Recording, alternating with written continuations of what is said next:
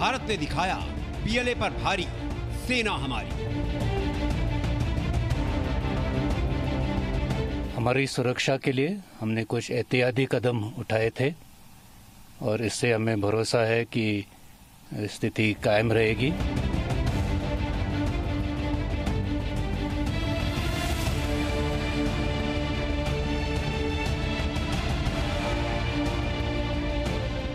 गलवान या पेंगोंग, हिंद की सेना ही बलवान।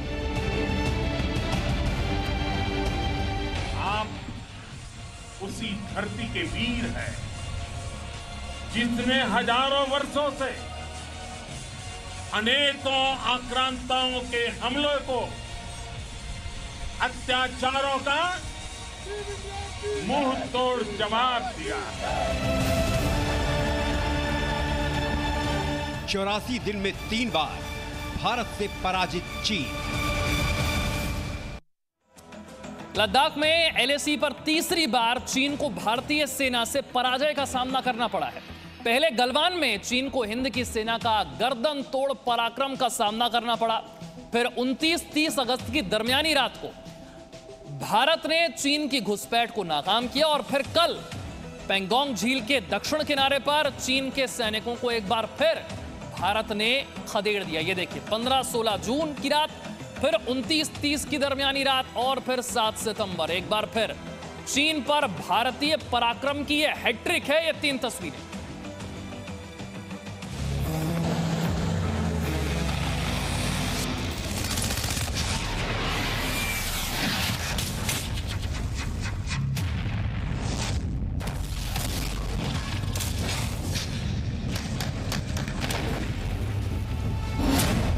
एक बार फिर भारत ने पूर्वी लद्दाख में चीन की चाल को नाकाम कर दिया है।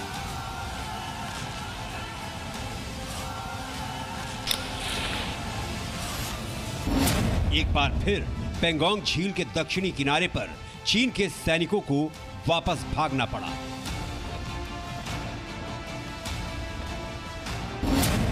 एक बार फिर भारतीय सेना के पराक्रम के आगे चीन के सैनिकों ने घुटने टेक दिए।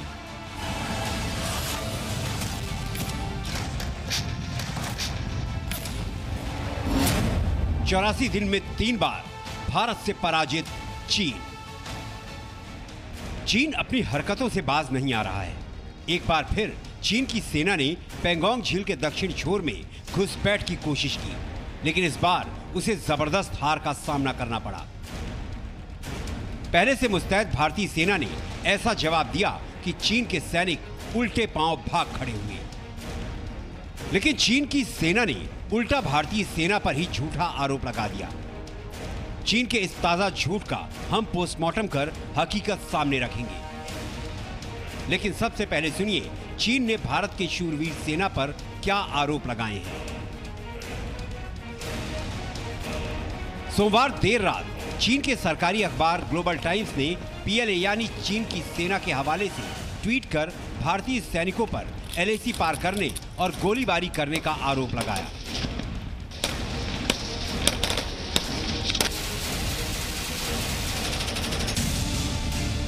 ग्लोबल टाइम्स ने लिखा, भारतीय सेना ने सोमवार को पेंगोंग त्सो झील के दक्षिणी छोर के पास शेनपाओ की पहाड़ी पर अवैध तरीके से एलएसी को पार किया। भारतीय जवानों ने बातचीत की कोशिश कर रहे पीएलए के सीमा सुरक्षा बल पर वार्निंग शॉट फायर किए, जिसके बाद चीन के सैनिकों को हालात काबू में करने के लिए जवाबी कार्रवाई करनी पड़ी। ये तो हुआ चीन का पक्ष, जो सरासर झूठ है। भारत सरकार या सेना की तरफ से इस झड़प की खबरों को लेकर फिलहाल कोई प्रतिक्रिया सामने नहीं आई है, लेकिन सच्चाई हम आपको बताते हैं। सच ये है कि चीन अपनी हार और अवैध घुसपैठ को छिपाने के लिए भारत पर मनगढ़ंत आरोप लगा रहा है। अब सुनिए सोमवार को पेंगोंग झील के दक्षिणी किनारे पर दरअसल क्या हुआ था। आपको याद होगा 15 जून को चीन के सैनिकों ने गलवान घाटी में घुसपैठ करके भारत के निहत्थे 20 सैनिकों को शहीद किया था। चीन के भी 40 से 50 सैनिक मारे गए थे, जिसकी पुष्टि चीन ने कभी नहीं की।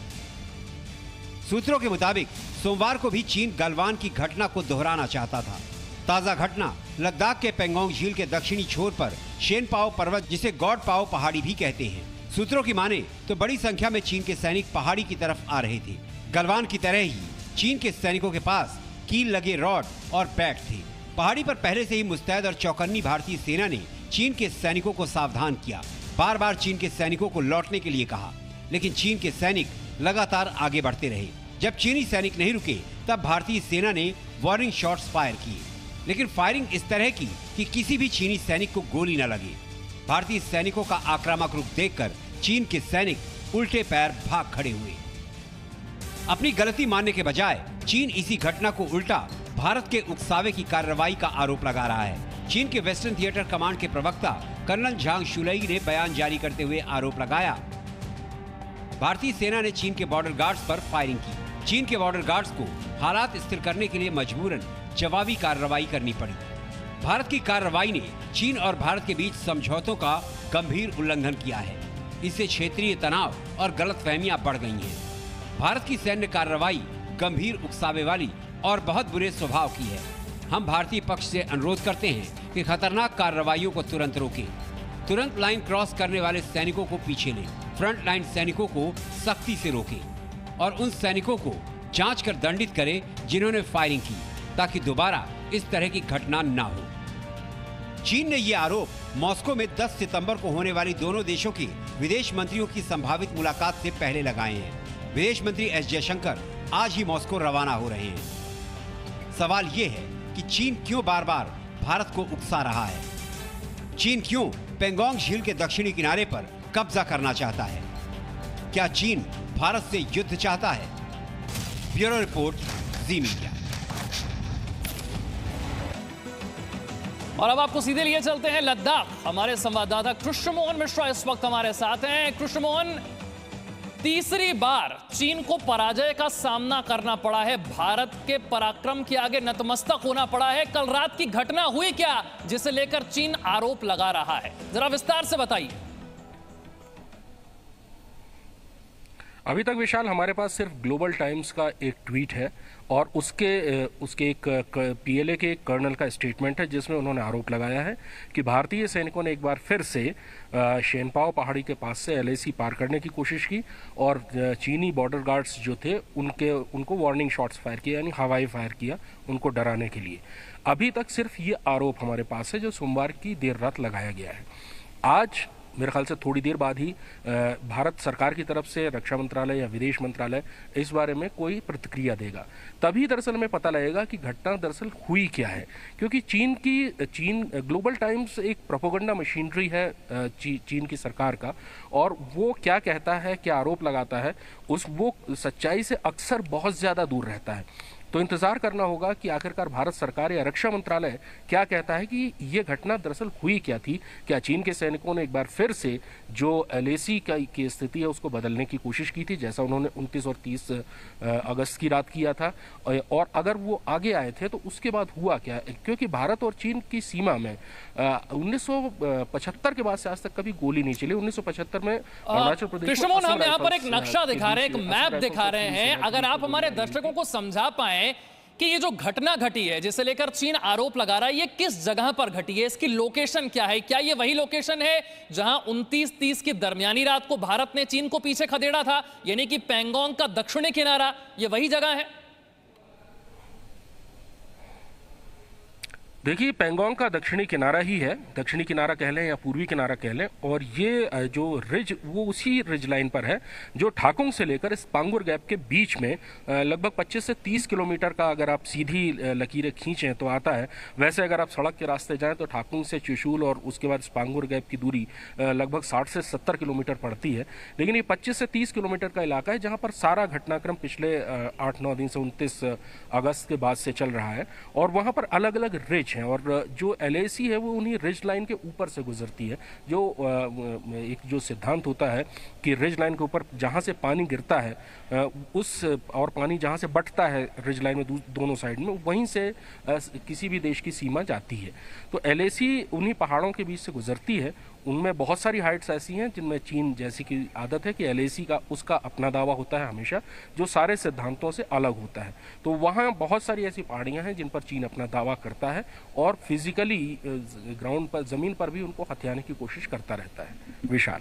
कृष्णमोहन, एक और बात से इनकार नहीं किया जा सकता और वो ये है कि 29-30 की रात को जो घटना घटी उसके बाद से भारत पेंगोंग के दक्षिणी तट पर बहुत मजबूत स्थिति में है। स्ट्रेटेजिक रूप से, रणनीतिक लिहाज से बहुत अहम चोटियों पर भारत इस वक्त बैठा हुआ है और ऐसे में ये चीन की बौखलाहट के वार्निंग फायर कर दिए गए हैं, भारत एलएसी को क्रॉस कर रहा है, ये बौखलाहट समझी जा सकती है। चीन बैकफुट पर है, जो चीन बर्दाश्त नहीं कर पा रहा। हमेशा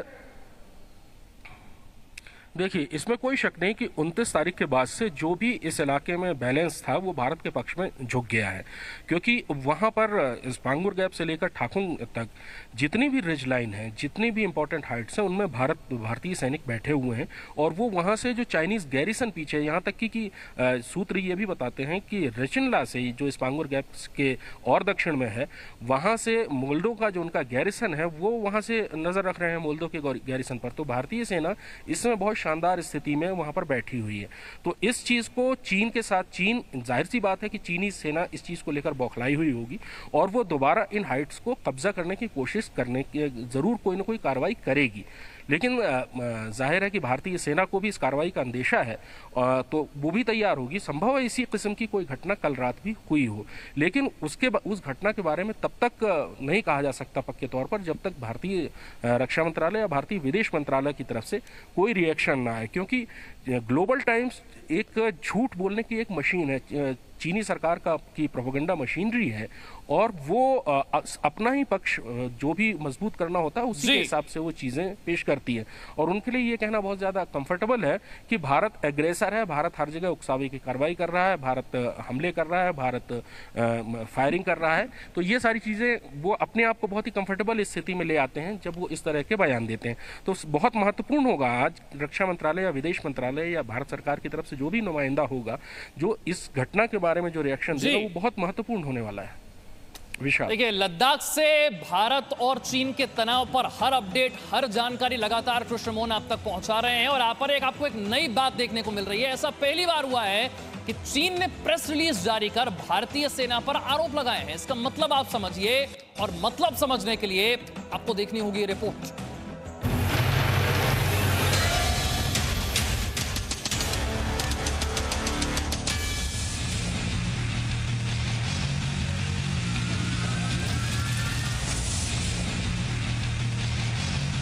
जब चीन ने एलएसी पार कर अवैध घुसपैठ की कोशिश की, तब भारत ने ही दुनिया को बताया कि चीन किस तरह समझौते का उल्लंघन कर रहा है।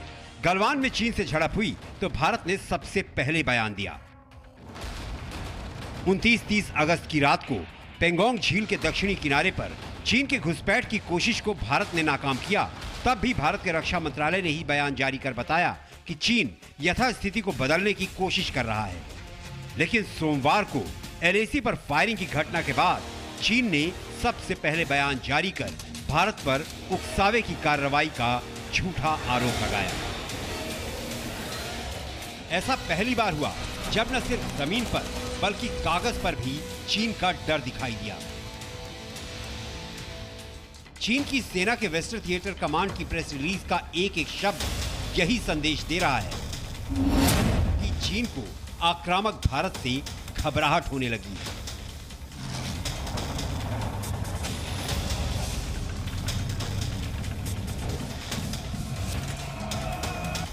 चीन को भारत की ताकत का अंदाजा हो गया है।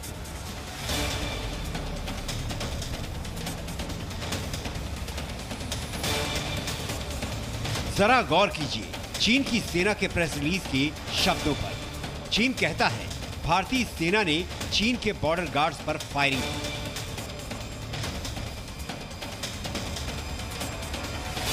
भारत ने समझौतों का गंभीर उल्लंघन किया। हम भारतीय पक्ष से अनुरोध करते हैं, भारत खतरनाक कार्रवाइयों को तुरंत रोके।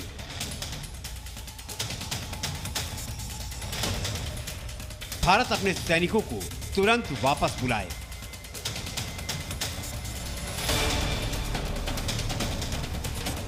भारत जांच के बाद अपने सैनिकों को दंडित करे।